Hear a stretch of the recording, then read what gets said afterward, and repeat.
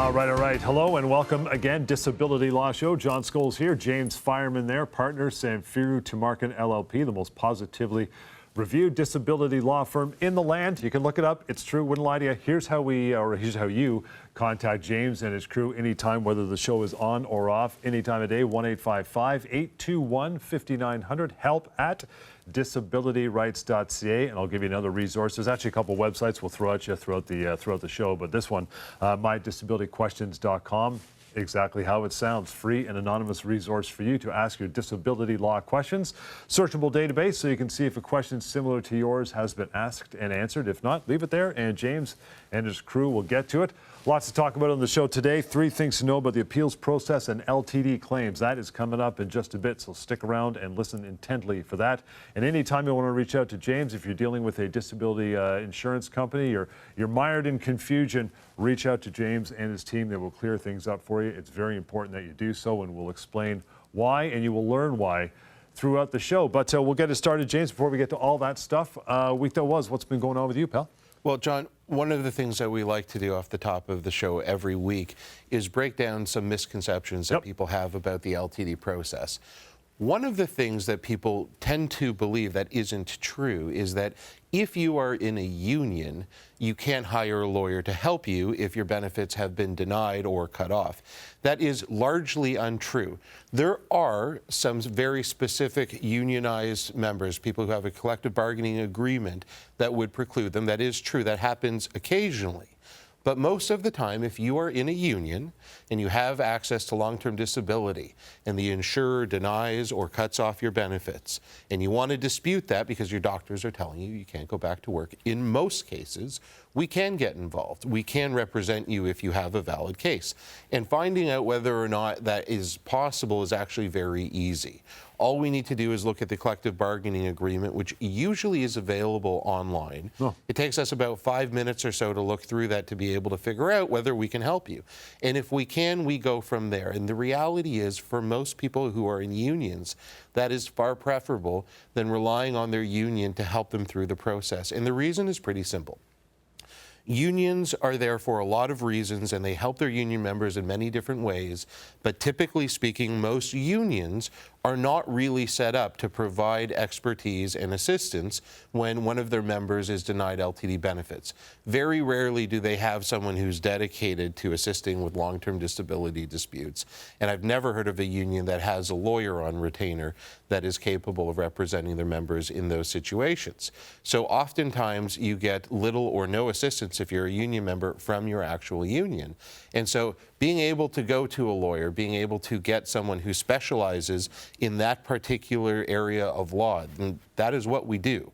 You know, Sivan, myself, and the other lawyers in our group, we're doing long-term disability all day, every day. We live, eat, and breathe this stuff. Yep. And so that's what we're here for. And so let me give you an example of a situation where I had a lady who is a member of the teachers union in Ontario, and she was denied benefits 1.5 years ago. And she went and she appealed on her own. And you know, we generally tell people don't appeal. I will say, if you are in a union and you are in a situation where you cannot get legal help, there are situations where if you want to dispute it, you in fact have to appeal. But let's leave that aside, because that was not her situation. Mm-hmm. She was one of the many people who are unionized who can get outside legal help. She did not have to appeal, yet she did. And of course, she was eventually denied and decided that she needed some help. Rather than calling us right away, she went to her union for assistance. And so this would have been over 1 year ago. And she called me 2 weeks ago, and nothing has happened. Her claim has not moved forward at all. So the person that she went to in the union sent her somewhere else, and there was supposed to be someone who knew what they were doing and said they would get back to her. I don't really understand exactly what's happened. All I know is here she is 1.5 years after her benefits were denied, and nothing has happened. I can tell you that had she contacted me when her benefits were denied, almost certainly she would have had a resolution, she would have got a settlement from her insurance company probably 6 or 7 months ago. It is typically 8 to 10 months from the date someone contacts me, signs a retainer, that we get to resolution.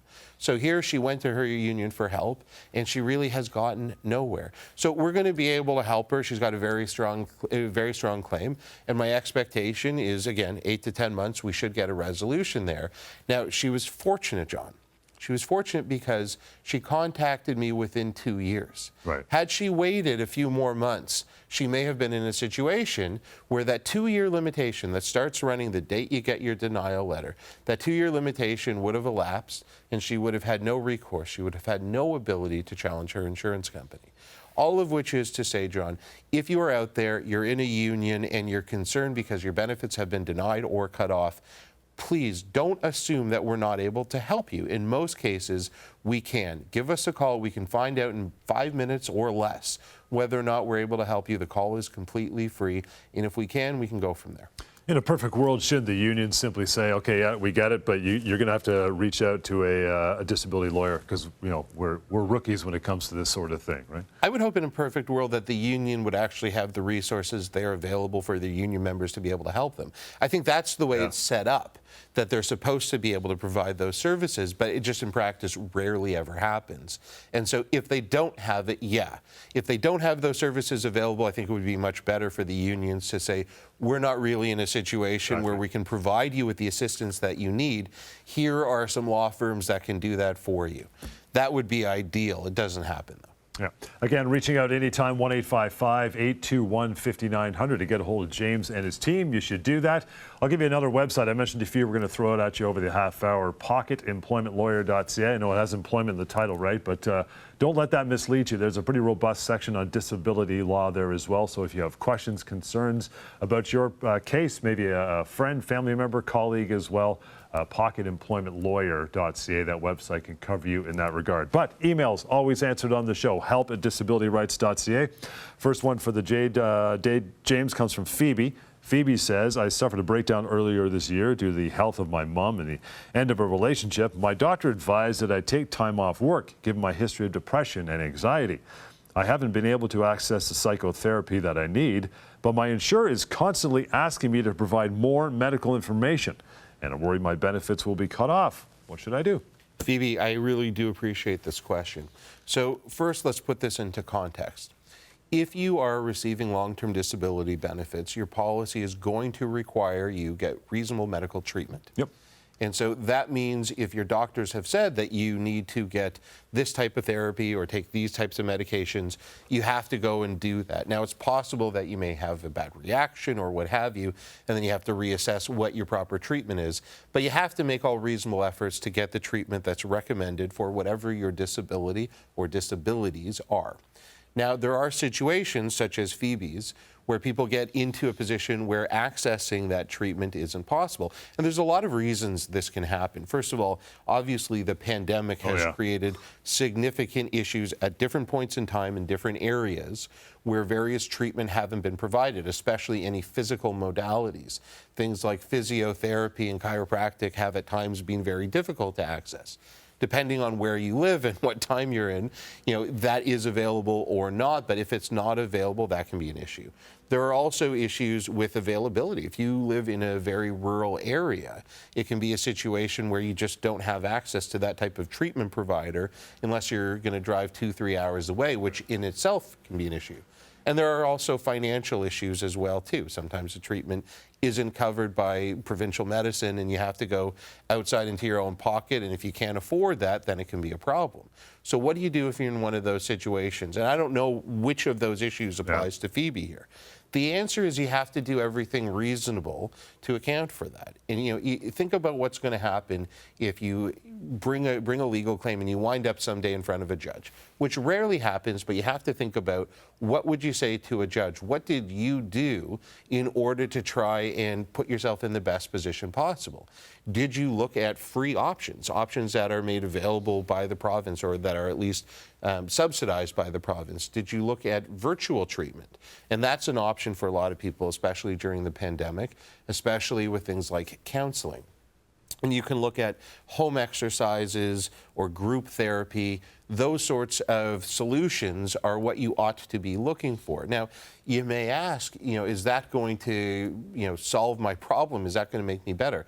Well, maybe, maybe not. And, there is a reason why these things are frequently offered in person. Yes, it's probably much more effective to get that treatment, to get that therapy in person. But that doesn't mean that doing the alternative, doing the virtual therapy or the virtual treatment or the group treatment isn't also going to be helpful to some extent. And even if it's not, you want to make sure that you're putting yourself in a position where you can say, listen, I wasn't able to access the ideal method, but I did everything that I could in order to make myself better. Because it wasn't available to me this way, I went this way. And if there was something easier for me to do or that I could afford to do, I would have done that. You want to make sure that you have an answer to that question. What did you do to put yourself in the best position possible? At the start of that, you mentioned that the insurance company might say, we'd like you to go see this, or at least get this treatment done and do this sort of therapy. They can do that, but can they say, we'd like you to go here to do this type of therapy? Well, they can and will say that. The question is, do you have to listen to them? And it's a great question. The answer is no. So your insurer will often suggest or imply that you have to go to a particular treatment provider in order to get whatever the reasonable treatment is for whatever your condition is. But the truth of the matter is you are entitled to get treatment from whoever you feel comfortable with. And that does not have to be whomever the insurance company points you towards. And there's a reason why you would obviously want to avoid that whenever possible. Simply put, if an insurance company is sending you to this particular treatment provider, you better assume that they're also sending dozens, if not hundreds of other people there. And if this treatment provider is getting a huge chunk of their business from the insurance company, you better believe that they have a vested interest in satisfying that insurer, sometimes perhaps over the people that they're supposed to be treating. All of which is to say you are far better off if there is treatment recommended, going to your family doctor and saying, this treatment has been recommended, I need to go get this. Can you please refer me to someone that I can trust that will provide me with this treatment? And your insurer has to accept that. If they say, oh no, you have to go to this person, don't do it. Don't do it. You are not required to go to someone that they suggest. You can go to a treatment provider that your family doctor has pointed you towards. And by all means, I would recommend that everybody follow that whenever possible. Good opening salvo, but we've got to take a short break. We will do that now. On the other side of the break, 3 things you need to know about the appeals process and LTD claims. Important stuff that is coming up. James will fill you in. In the meantime, 1-855-821-5900. Help at disabilityrights.ca. It's a Disability Law Show. Don't go anywhere. We're coming right back. People think you have to sign back a severance offer by a deadline. EmploymentLawyer.ca says that is a myth. Deadlines are used as a pressure tactic. Make sure the offer is fair before you sign. Always check with the employment lawyer first at EmploymentLawyer.ca. Can insurance companies deny long-term disability claims for mental illness? When you're suffering from a mental health disability, insurance companies just don't understand. But we do. They can absolutely not force you back to work. If your doctors say you are not ready and you know you're not ready, they cannot make you go back to work. If you have a mental health disability and your claim is denied, don't give up. Give us a call and let us fight for you. Go to disabilityrights.ca. Discover your rights, fight back, and get what you're owed. People think you aren't owed severance pay if you are fired for a reason. EmploymentLawyer.ca says that is a myth. Most for-cause terminations are false, and you are still owed full severance. Always check with the employment lawyer first at EmploymentLawyer.ca.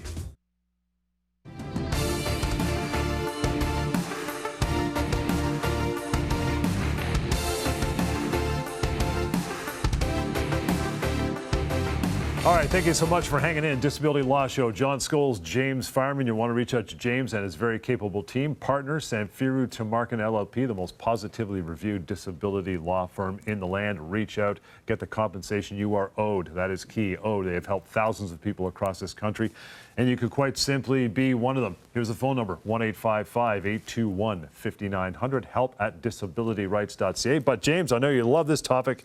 It's the A word. It comes up every show, the appeals process. And we're going to tell you 3 things you need to know about the process when it comes to LTD claims. Number 1, the appeal process was created by insurance companies and puts claimants at a big disadvantage.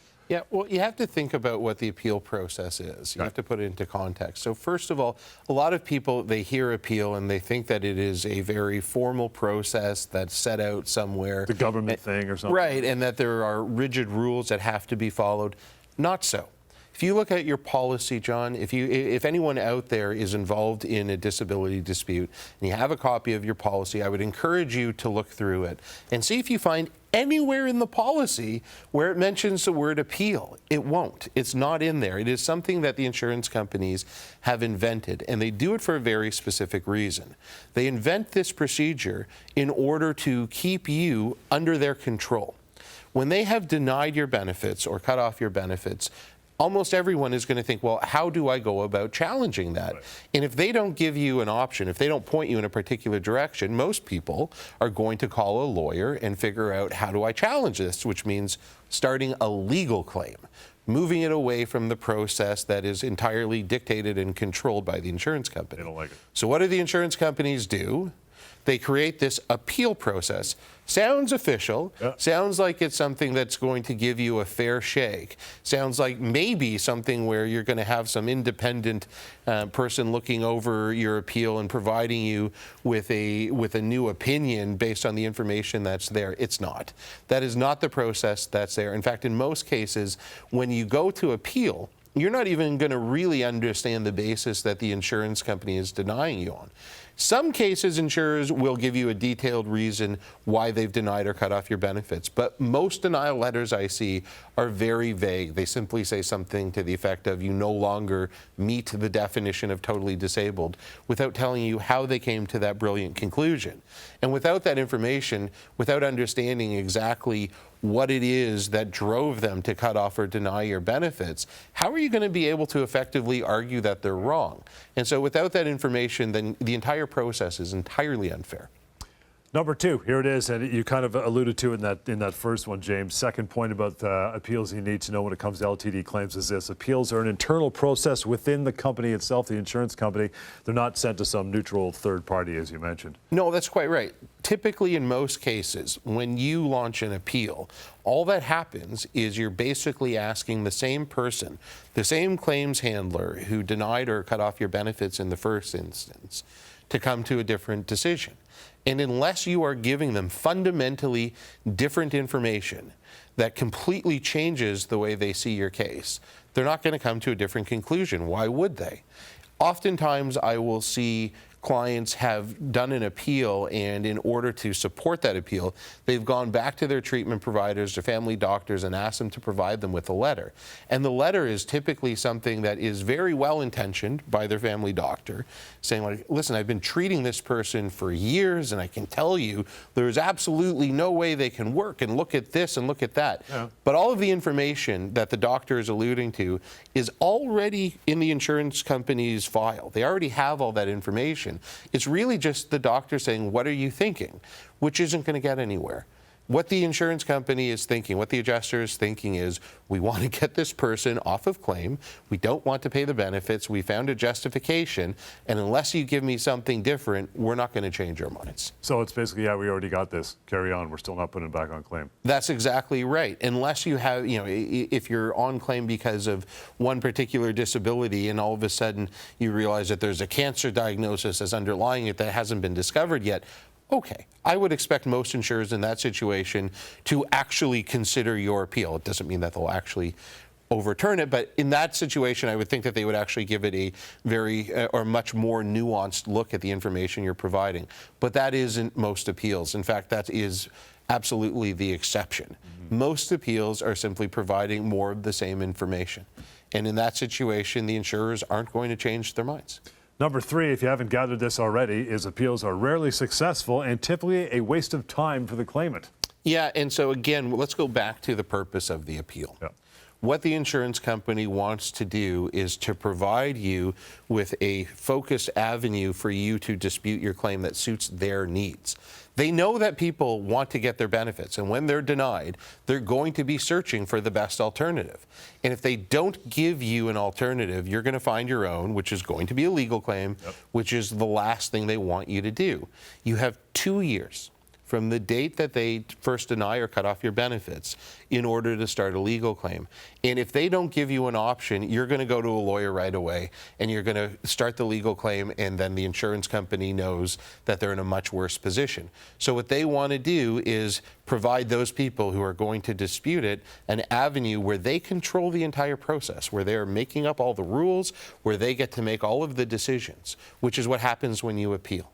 If you bring a legal claim, it's entirely out of the insurance company's control now. Now they have to be reasonable. Now, if they're not reasonable, they know that at the end of the day, there's a judge that's going to be sitting there. And because of that, you virtually never have to go that far. Because when they know that that's what happens if they're unreasonable, they avoid it at all costs. And all of a sudden, they're much more willing to come to the table. All of a sudden, they're very reasonable. They understand what you've been going through, and they realize that the policy entitles you to benefits. It's amazing how reasonable they get as soon as you bring a legal claim. All of a sudden, they're the most reasonable people in the world. Go figure. So the appeal process, is it just a one-time thing? Can it happen 2 times, 3 times? I mean, they got 2 years. There's really no rules to this, John. I mean, Nice. From what I have seen, virtually every insurance company will allow you to appeal as many times as you would like within those 2 years. I had a client come to me that appealed 7 times. Wow. Literally 7 times within the 2 years. Actually had appealed 7 times and was still able to come to me and be able to start a legal claim, which we resolved for a very significant amount of money, despite 7 previous appeals being rejected. So they will take your appeals. You know, oftentimes I have people who contact me saying, you know, I really need to figure out what's going on because I only have another, 12 days to do my appeal. Mm-hmm. Well, that's not really so, John. You know, the insurance companies, again, they will allow you to appeal whenever in almost every case.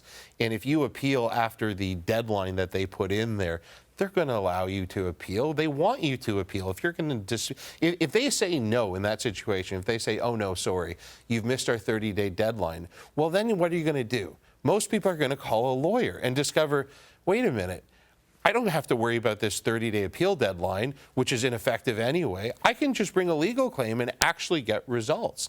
It's the last thing the insurance company wants. So invariably what you find is someone, appeals late past this 30-day deadline or whatever it is, and the insurance company will say, well, you missed our deadline, but we're gonna accept your appeal because that's the type of people we are. We're so magnanimous that we'll allow this late appeal because we want to make sure that we're treating you right. All they're doing is they're sucking you into the process, and they will do that, and they'll try and make themselves look good in the process. But it's got nothing to do with serving your interests. All it is the insurance company trying to make sure that you are within their control in their process. That's all it is.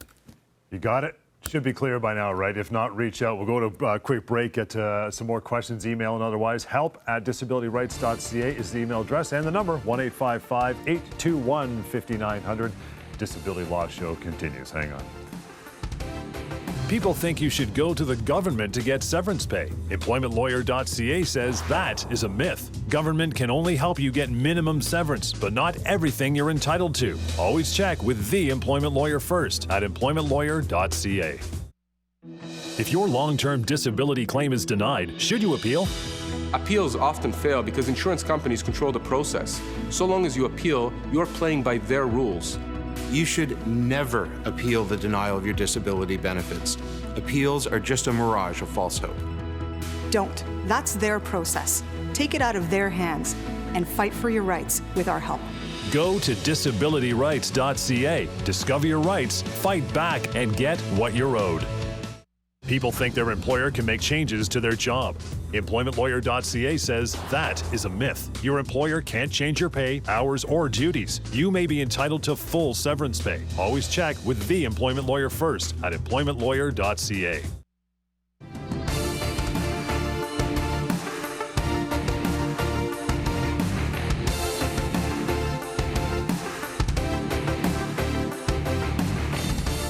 Okay, welcome back. Disability Law Show. A few minutes to go, so stick around. Another resource for you, as I mentioned back in the first segment, mydisabilityquestions.com. That's exactly how it sounds. It's a website that allows you to ask questions to James and his team and other folks inside the firm and get some answers, right, if you have things that are hanging over you as far as disability law is concerned. This one comes from Natalia. James says, my long-term disability benefits were denied, even though I'm undergoing treatment for breast cancer. The insurance company believes I can still do sedentary work and is telling me to look for another position. Can they do this? Well, I don't think so, Natalia. So it seems as though Natalia's benefits have been denied at the outset, which means that she is within what we call the own occupation period. Right. So let's just step back for a moment. When you apply for disability benefits, you go through this 3 or 4 or 6 month elimination period. Then you have 2 years where you're eligible to receive benefits where you're under what's called the own occupation test, which means you get your disability benefits if you can prove you have a disability that's preventing you from doing the essential tasks of your own occupation. After 2 years, it becomes whether you can do any occupation. And so Natalia is within that 2 years as long as this was a denial at the outset, which it appears to be. And in that case, it's not an issue of whether she can do sedentary or physical work. It's an issue of whether she can do the essential tasks of her own occupation.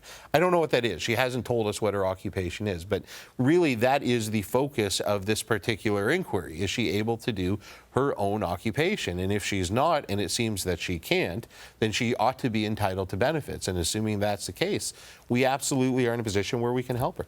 That would be the doctor who could answer that question for her. Can I Sure. do my own job? Nope, stay home, you can't do it. Absolutely. That's the first thing we look at. Whenever someone calls us, the one piece of information that I need to understand at the outset before I know whether it's something we can help is whether or not you have the support of your treating doctor or doctors.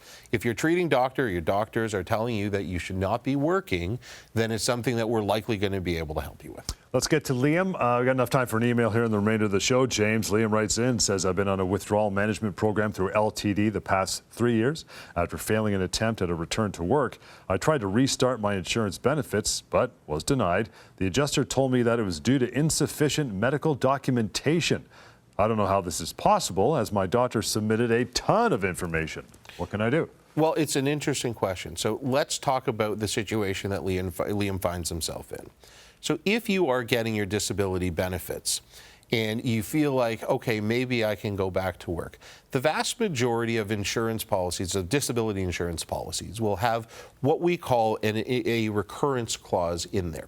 The recurrence clause will allow you to attempt to go back to work, and if you're not successful, go back on your disability benefits without having to wait for that 3, 4, 6 month elimination period, as I was just discussing a moment ago. At the outset of the claim, you don't get access to your disability benefits right away. You have to go through an elimination period.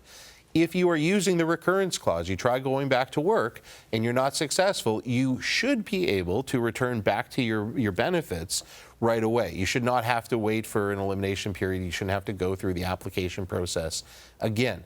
However, in practice, it often does not work that way. In practice, what usually happens is the insurer will say, okay, well, you're obviously better to go back to work, and you tried, and we think that you're still able to do that, so we're cutting off your benefits.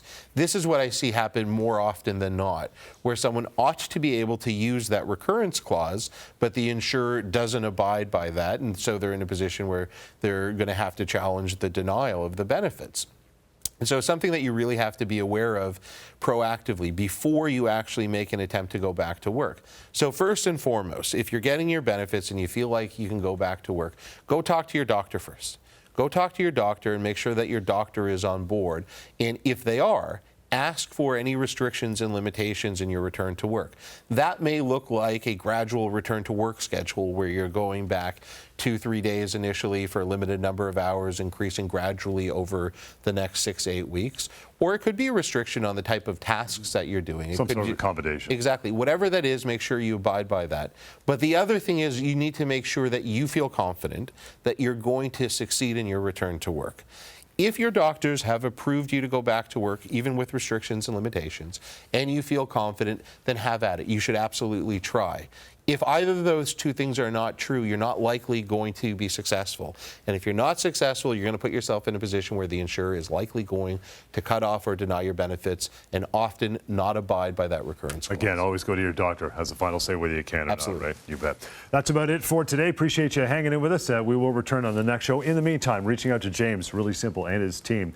It's 1-855-821-5900, help@disabilityrights.ca, and that website, mydisabilityquestions.com. You can use that anytime you like. Thank you for tuning in. We'll catch you next time. Disability Law Show.